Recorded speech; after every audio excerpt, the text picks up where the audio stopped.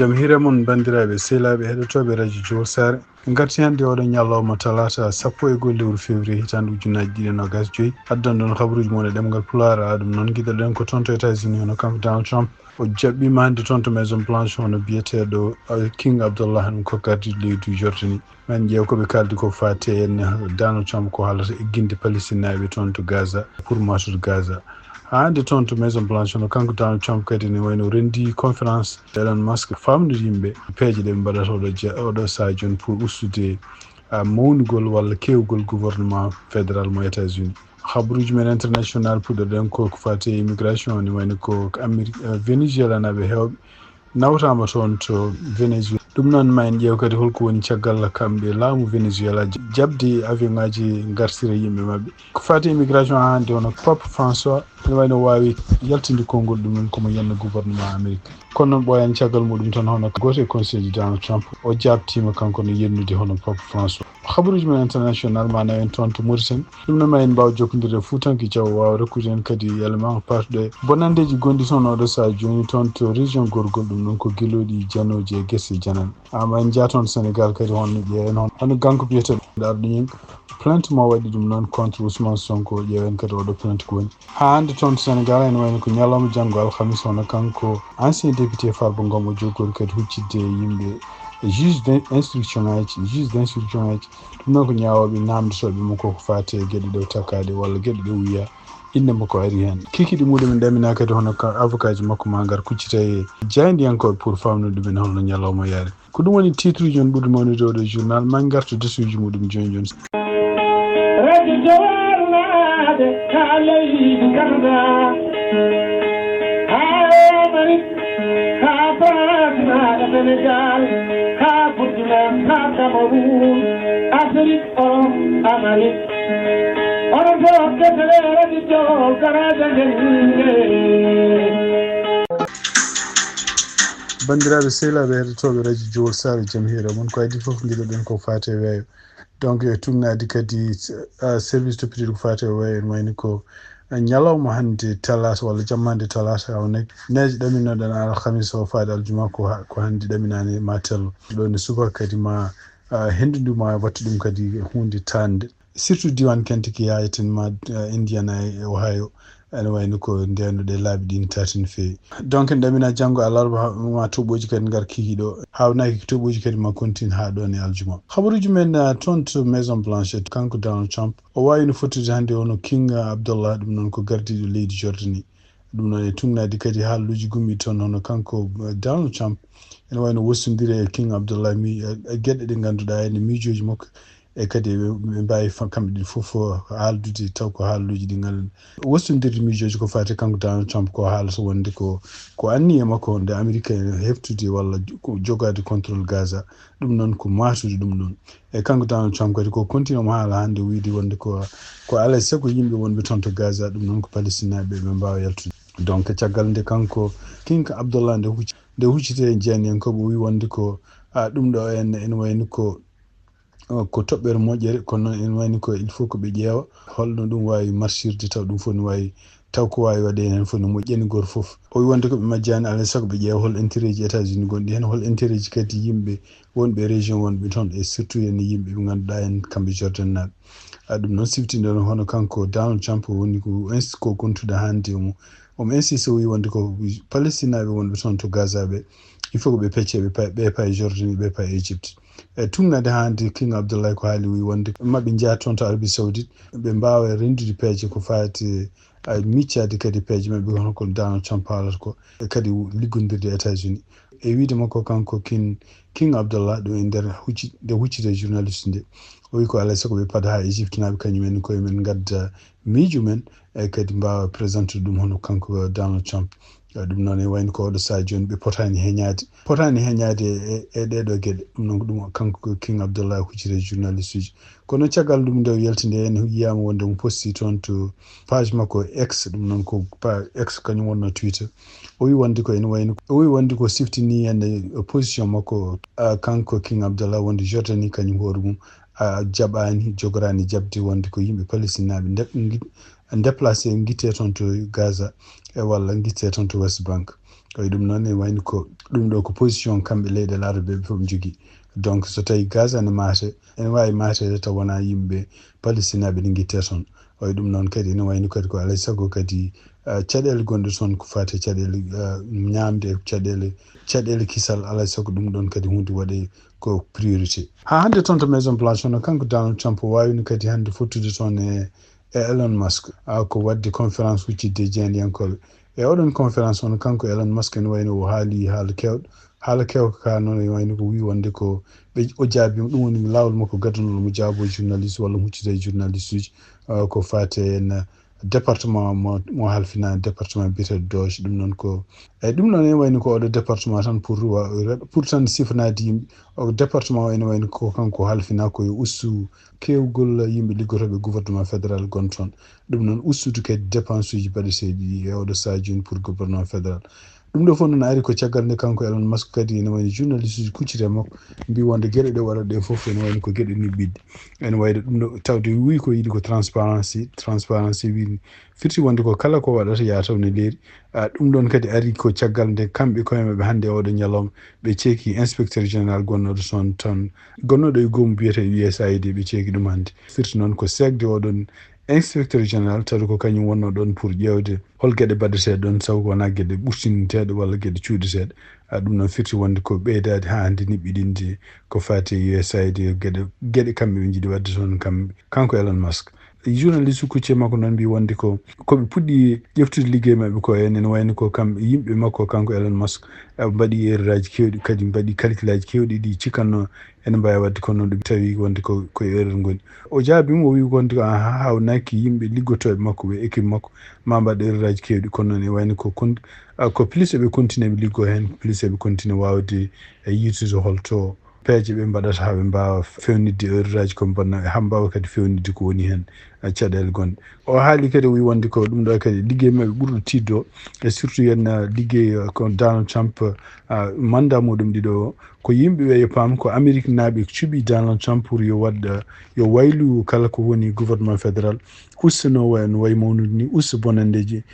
bonande kalis waɗeten ni usta kadi won kalisaji jahoji tawa gandata. ɗum woni donc kanko Elon Musk ko haali ko jiida ɗum ene wayni ko yimɓe hewɓe kañumen taw gonno meeɗiɗ wonde kañumen koyemen ardiɓe ko mbiyata trésor bindi lettre mawɗo ɓeɗo fof ɓe bindi lettre e lettre moɓe bindi o kadi ɓe kuccini ɗum koye congrès ɓe kuccini ɗum kadi koye public e nder lettre o ɓe mbi wonde ko eɓe jogui fayre mawde wonde ko Donald Trump ko waɗata ko e surtout yen addude ko wiyete Doge nan ene yamiri ɗum yo joggo yo andu holno paiement ji won yimɓe mbaɗirte won agence uji mbaɗirte. ɗum ɗon ko hunde ko invasion mawɗo e hawnaki ɗum ɗon kadi so tawi ɓe jaɓanama ɗum ɗon hawnaki ɗum ɗon ma woni caɗele janggo e jaam. ko wawi wonde foof ene wayno pour le moment gouvernement peeje ɗe mbaɗatno pour jogade accès e oɗo systéme paiement ɗo ɓe jarata ɗo taw koko continue bloquede won juge fédéraux ji won juge fédéral goto ene wayno bloquima kanko Elon Musk e kanko kadi surtout yen yimɓe liggoto pour jogade accès e oɗo systéme de paiement. hande toon to États-Unis hono kanko Donald Trump walla toon to maison blanche hande ɓe kaali ɓe kabri ɓe mbi wonde ko Amérique naaji goto nangganoɗo toon to Russie biyeteɗo Mark Fogel ɗum noon ene wayno o opitama hande oɗo ñalawma ɗum noon mo warto e jamma hen toon to États-Unis goppitgol makko noon kanko no ɓe mbirni ene wayno ko goppitgol kanko ne wonmo wossodira e neɗɗo goɗɗo taw ko neɗɗo mo rusinaɓe cohluno e wiide makko kanko Donald Trump noon ɗum ɗo fof kadi ko gueɗe ɗe ganduɗa kamɓe rusinaɓe eɓe jogui anniye moƴƴe e kadi hawnaki ɗum ɗo fof ko signal kamɓe rusinaɓe kadi eɓe jogui anniye pour dartinde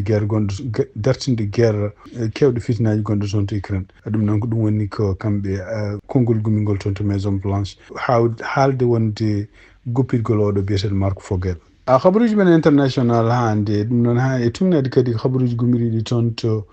Italie hono kanko Pape François e nder konguɗi ɗe ƴefti kadi o wi wonde ko critique no feewi hono gouvernement Donald Trump. ɗum noon e wiide makko oɗo gouvernement gueɗe ɗe waɗata ɗe oɗo saha joni surtout no déportirta yimɓe ittude ɗum e États-Unis nawta ɗum e leyɗele men ni ko hunde hersindide ko hunde kadi nde wona ɗoftade ndimagu innam aade. ɗum noon e wayno ko kanko François kadi ene wayno ko mandam Donald Trump gadano kadi o wawino critique kadi Donald Trump pour peeje ɗe joguino oɗon saha yaha pour maade frontiére walla maade ɓalal hakkunde États-Unis e leyɗele ɗe takkodiri kono noon e wayni ko haala makko kanko François pas François tardani dañde jaabol hono kanko Tom Haman ene wayno ko goto e conseiller ji Donald Trump kalfinaɗo aussi ko fate mission yaltinde immigré ji ɗo e immigré ji mbiyata illégal ɗo e États-Unis ene wayno kanko hoore makko jaabima o wi wonde ko so tawi kanko Pape François hande mo ɓeyten o wi wonde omo ñaagui wonde prêtre uji catholique wonɓe ga e États-Unis e taw oɗo sa joni kañumen koyemumen ene paama wonde ko ene supporté hono gouvernement kanko Donald Trump e donc hono ɓeɗo prêtre uji catholique wonɓe États-Unis oto so jabba jamais jabde haaluji walla discours aji ɗi ganduɗa gummotoɗe e gouvernement Donald Trump ko lebtoji no feewi hono yimɓe ɓe ganduɗa miskine wonɓe États-Unis kanko Tom Homan goto e conseiller ji Donald Trump kadi kalfinaɗo ko fate déportation immigré ji ɗo e États-Unis o wi wonde ko ene wayno ko kanko Pope François o foti wonde ko kanko hoore makko wattude haqqille makko e ko fati église catholique gonɗo toon o woppaɓe kamɓe États-Unis ɓe mbaɗa kamɓe ɗe ɓe toppito kamɓe ko fati frontiére uji makko e kanko Tom Homan kadi o ɓeydi hen o wi wonde ko pourtant papa to woni koye nokku mo woni o ko mur taari ɗum pourquoi kanko jaaɓi mur waɗe mur taromo ɗo woni ɗo hay goto wawa nadde mur to o yiɗa en États-Unis kañum hoore mum maha ɓalal pour frontiére uji mum hakkude mum Mexico donc hande ko fati affaire étrangére hono kamɓe États-Unis ɓe mbawi neldude hanki kene wona temedere capanɗe jeenayyi neɗɗo temedere capanɗe jeenayyi e yimɓe émigré ji ummade États-Unis taw ko Venézuéla naaɓe ɓeɗon kadi ene wayno gummi jaltiɗo ko États-Unis ko taw ko avion ngaji ɗiɗi ɗi ganduɗa kamɓe Caracas neldi donc ene wayno ko ɓeɗon yimɓe kadi ene wayno ko caggal nde kanko président mo Venézuéla Nicolas Maduro kanko hoore makko jokki o jaaɓi wonde ko ɓeɗon yo ngar e kadi e wayno o wi wonde ɗum ɗo kadi ko taɓal manggal wonnande hawnaki wallude États-Unis e kamɓe Venézuéla nde ɓe kawrita siftinde on tan ko hadde kanko président Joe Biden yaltude e laamu goto e avion ngaji ɗi ganduɗa kanko Nicolas Maduro o joguino ene wayno ko e kamɓe États-Unis ɓe mbawino heftude ɗum e kadi ene wayno ko jokkodiral diplomatique hakkude États-Unis e Venézuéla kono ɓeydo toon bonde ɗiɗo duuɓi nayyi cakkiti surtout kanko Biden nde wari pouvoir nde donc andaka oɗo sa joni hol peeje kanko Donald Trump ɗe woni dow mum ɗe surtout wande ko caggal nde Maduro kañum hoorum jaaɓino jaɓɓo yimɓe muɗum jaaɓi kadi addu kañum hoorum huuta neldude avion ngaji arande ɓeɗon yimɓe ko wawi wonde fof ene wayno ko kamɓe arɓe toon ɓe nde ɓe jetti toon to Venézuéla ko aéroport biyeteɗo Meiketa ene wayno ɓe jaɓɓama waɗa ko drapeau ji ne jaɓɓoɓe kadi ene wayno ko doole mabɓe nde jalti avion ngaji ɗi cuuti ko juuɗe mbiɗi wonde ko kañumen koye mum libérama oɗo saha joni dañi liberté sibabu ne garte leydi mumen habaruji men hande toon to Palestine e tumnade kadi ko radio France international reporti ono kamɓe sesele fof gonnoɗo hakkude Israël e Hamas hawnaki jogori hadde ko ñande 15 lewru février ɗum noon ko samedi garoɗo e tumnade hande kadi ko Benjamin walla laamu makko ko haali wi wonde ko saabu Hamas naɓe jaɓani woppude won prisonnier ji won donc so tawi ɓe jaɓani woppude ɗiɗon prisonnier ji wossodirde ɗum e yimɓe mabɓe yimɓe kamɓe ɓe goppata ɓe ene wayno ko ñande samedi 15 lewru février ko nden ko wiyete en perlaji joƴinnoɗi ɗi walla ko way noon ko ɗum ñanden haɗata ɗum noon kadi ene wayno ko kanko Donald Trump kanko hoore makko haali no wi wonde ko samedi o so tawi Hamas oppani won prisonnier ji biyaɗi ponno oppude toon to Gaza walla toon to nokkuji ɗe min gandi Hamas ne woni bone ñaltata toon andaka noon oɗo sa joni holko woni caɗele hakkude Hamas e Israël Hamas banggue muɗum kañum hoorum nena wullitomi e Israël en ɗoftaki toɓɓe ɓe ganduɗa nandirnoɗo ko fati oɗo sesel toon to Sénégal ko siftinde on tan ko janggo ñalawma hono kanko ancien député Farba Ngom maire de Agnam kanko waɗa makko jogori fottude e yimɓe ñawoɓe juge d'instruction ɗum noon ɗamina kanko waɗa makko mo yaade avocat ji kewɗi ɗi wonduɓe makko oɗo sa joni pour ƴewde kadi holko ɓeɗon namdoromo e kadi ko foti jabade ɗumen donc hawnaki ne ɗamina so tawi ɓe jalti toon kamɓe avocat ji mabɓe kucciti kadi jeydiyankoɓe ɓe kalan ɗumen holko woni toɓɓe ɗe ganduɗa kanko o takka walla holko koɓe kalanimo siftinde on tan e wayno ko talata ɓennuɗo kanko hoore makko wawino yaade toon to dik wawi yaade kadi fottude pour hebde convocation ko fate jagol makko toon to janggo en wayno ko caggal muɗum avocat ji mbino woni kan ha hande ɗo goni ɗo ganda ni hon kanko farba ngon kolko taka donc en wawi hawnaki janggo ɗum wawat ko gasi kaɗon haala ha hande toon to Sénégal e tugnadi kadi habaruji gomiriɗi Sénégal hono kanko biyeteɗo teɗo arɗo ñang arɗo ñing noon en wayno ko kañum hoorumum ko activité ko Sénégal najo e kañum worum en wayno koko porti plainte o procureur de la république gonɗo parquet mo financier ɗum noon e plainte o kadi en wayno ko porti ɗum ko contre ex o noon firti ko wonde ko haalani inde muɗum kono noon ex o ene ɗamina ko Ousmane Sonko ɗum noon en wayni ko ari ko caggal nde plainte o haali wi wonde ko kanko Ousmane Sonko e ñande nogas jeeɗiɗi lewru octobre hitande ujunaji ɗe nogas e nayyi ene wayno o wawino wiide wonde ɓe jiiti compte ene waɗi ken wona 1000 milliards francs CFA ɗum noon e wayno ko tawde oɗo déclaration waɗanoma oɗon sa taw ala communication officielle baɗɗo ɗum noon ko communication officielle firti ko yimɓe ganduɗa toppiri ko fate affaire uji financiére tawana kañumen kalno ɗumen ɗum noon e wayno oɗo sa joni oɗo déclaration ene waɗi kalisaji kewɗi soit ko wonde ko oɗo kalis tawde ɓe jiiti ɗum holto kalis o woni soit tata ɓe jiitani kalis o ɗum ɗo kadi ko hunde wonde dangereux ko wawi wonde fof wi so tawi gonguira e gonga ɓe jiiti kalis o a hawnaki oɗo kalis ko kalis mo ko mbiyata 1000 milliards alay saago oɗon kalis ɓe garta ɓe kaala ɗo henno holto ɓe mbaɗi oɗon kalis ɗum noon kadi tugnadi kadi article uji ɗi waali 150 de code ɗum noon kadi ma wallu public o andude wonde ko wonde est ce que ɗiɗo kalisaji ɗeɓe jiiti kañumen koye min guittama e kalisaji ɗeɓe kisoro ɗo sa joni par ce que koɓe kisoro ɗo sa joni ɓe kisoro mbi wonde ko 125 milliards de francs CFA au lieu de 1000 milliards de francs CFA ko wawi wonde fof ene wayno ko complainte o kamɓe Sénégal ɓe mbi ɓe jii wonde complainte o ene waɗi casier procureur ene waɗi kadi ko kanko arɗo ñing kadi ko kanko waɗi oɗo complainte ko wawi wonde fof ɗum ɗo kadi ko hawnaki ma ɓeydu kadi caɗele gonɗe hakkude laamu e yimɓe opposition toon Sénégal habaruji men international jokkodirtan joni koye Fuutanke Diaw o wawa rokkude en kadi élément ko joguinen ko fate caɗele gonɗe toon to diwan Taccan Fuutanke Diaw bisimilla ma bonande gelodi e gese demaɗe to jeeri e to waalo jamma hanki ɗi mbaali ko e gese mbañaɓe ɗi bonni bonande musde sardiyanke haali Mamadou Diallo suuti konngudi ko fate nden bonande. Assalamu alaikum wa rahmatullahi ta'ala wa barakatuhu. Mbeɗa mi gayane e waalo fendo he kono ittata hakkillam fof nan toon e kadi e darde sukaɓe meɗen au niveau du département de Mbagne kamɓe fof machallah haydara wawa kewde toon ha yimɓe mbasa tinde oɗo ɓatake mbalanmi ɗum ko bandiraɓe meɗen kamɓe fof noon wiyoɓe min jamma e ñalowma laamu yennetake laamu haɓetake laamu neɗɗo rentoto ɗum neɗɗo wondata koye laamu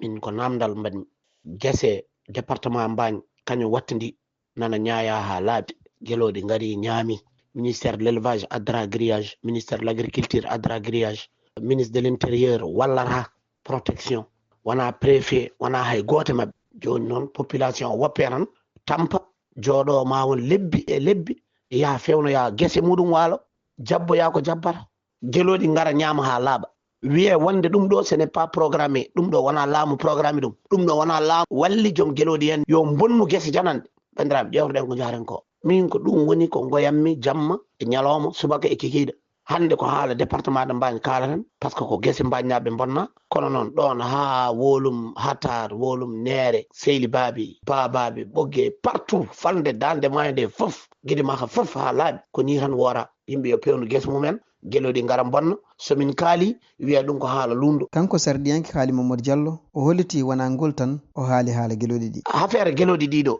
mi haali ɗum assemblée no foti laaɓi firti ko laamu ngu welaka moƴƴinde ɗeɗo gueɗe kono noon ɗum deƴƴintamin ɓaade ko ɗum min jogui hande hade janggo min jogui ko darde ɗemgal e darde lundo mamin daro min kaala wela metta noon yimɓe poti ko wattude hakkille pewno nokkuji mumen mballodire e nokkuji ɗi so atarnaɓe dañi probléme daroɗen so ak juge naɓe dañi probléme daroɗen so nemanaɓe dañi probléme daroɗen kono so fuɗankoɓe dañi probléme daroɗe hoto kerse darade hen so bandiraɓe moɗon kam enen bonire yataw kam yimɓe na nana moon kam oɗon kaala hen kam kono ala on kaalata ko nuttan remoɓe ina guuri tampere gaga demal e ndenka ko bonande jawdi Fuutanke Diaw falde Mbagne ngam radio Jowol Sare. Fuutanke Diaw a jarama bandiraɓe sehilaɓe heddotoɓe radio Jowol Sare ko ɗi habaruji min jogon noon hande e oɗo ñalawma talata 12 lewru février hitande 2025 yen mbaali jaam ha janggo kadi on jarama.